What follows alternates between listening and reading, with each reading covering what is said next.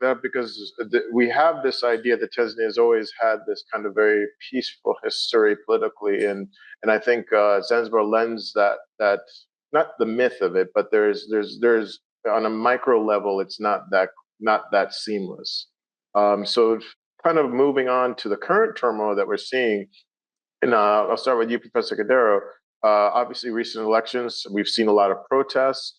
We've seen the extrajudicial actions in terms of the ruling party. We've seen the jailing of Tundu Lissu, the main opposition leader of the Chadema party. And we've seen reported mass attacks and killings of protesters, currently reported up to almost 1,000, which has not been verified by international, but nationally, we are hearing from a lot of our fellow Tanzanians that this is happening. So I just wanted to get your take and give us a kind of a roll through of what's been going on and what you have been hearing and your understanding of the current turmoil, and why these accusations of repression and economic democratic backsliding should be taken very seriously. Yeah, thank you so much, Philip, for the question. I think it's really sad what's happening in Tanzania right now. As Dr. Akhtar has already said, Zanzibar has experienced sort of this episodes of political violence because the elections there tend to be really close and narrow. And I think at the moment they have the last government was a coalition government to sort of like mitigate the political tension that arose out of the 2020 election.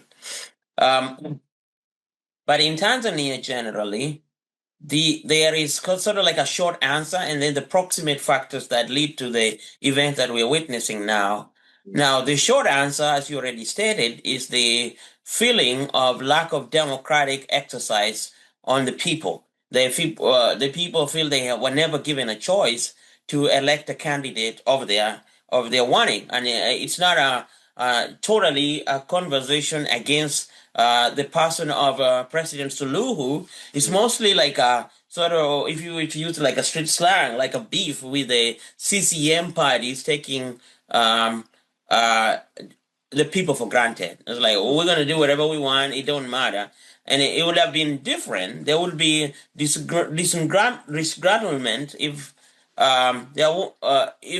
CCM would have won with Tunde Lissu on the ballot and other opposition candidate. They still have won. I think they would have won with like almost 60% because Tanzania is pretty much still a very the concentration of population is in the rural areas and the urban centers, the five major cities where the opposition tends to win election are not enough to win the entirety. So even with that, you see a situation where CCM will win maybe 60%, maybe quite a number of uh, parliamentary seats, maybe not all. Right now they have 98. I mean, they have 100 actually.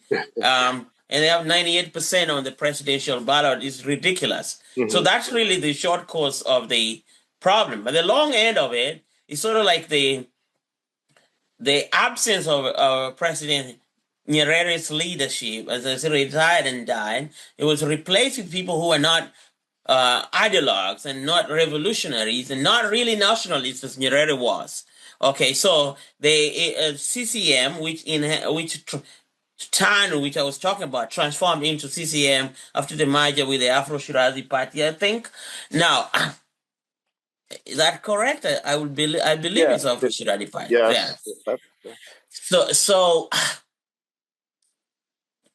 the political leaders who took over the party from Nyerere were not committed to the same things that Nyerere was committed to. They were mostly committed to power preservation. And in the 90s, CCM changes from like a Maoist Marxist party to more like a neoliberal um, catch-all political party with no clear ideological position.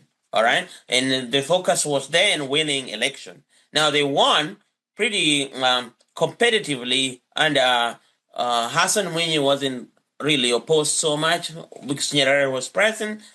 Mkapa was opposed a little bit in the party, but when the election came, he won He had a commanding lead at the national election, although there were opposition parties like CAF and NCCR Mageuzi. And then you come to Kikwete, who had opposition within the nomination process at the party, but he won like an 88% majority votes at the election time. Now, it's the beginning of the Kikwete regime that really transforms the politics of CCM and Tanzania overall, because opposition candidates, while allowed to compete and talk, there was sort of like a culture, a repressive culture of dissent, okay? And usually there was like a purge on a perception of corruption, but often that came after speaking against the party. So there was massive corruption happening, and Kikwete tried to clean it up. At some point, firing the entirety of his cabinet, almost a quarter or maybe a half. I can't remember now. But there was also feeling that those who were politically opposed to him were the one who got the axe for being corrupt. So it wasn't really fun. Then we get to Magufuli in 2015. And the Magufuli era was interesting because it was an unexpected choice. Went through the competitive process within the 80 CCM party and won over some luminaries like the Maasai guy called Lowassa, who was expected to be the president after Kikwete. Uh, but Lowassa then exits CCM and forms an opposition coalition. And this coalition gives CCM a run for their money. Magufuli wins by about 55%. And it's like everybody was hopeful that, wow, opposition politics is now maturing in Tanzania. But then Magufuli really crafted a political system in which economic nationalism was the center of his focus, but political opposition was kind of like an enemy of the state. Like you said earlier, the vocality of politics now centered on economic nationalism rather than political dissent. So this crisis of Tanzania that we see in this era starts mostly by Magufuli, but has been going on for a while after the exit of President Nyerere. Oh, excellent. Yeah. Thank you so much. Thank you so much.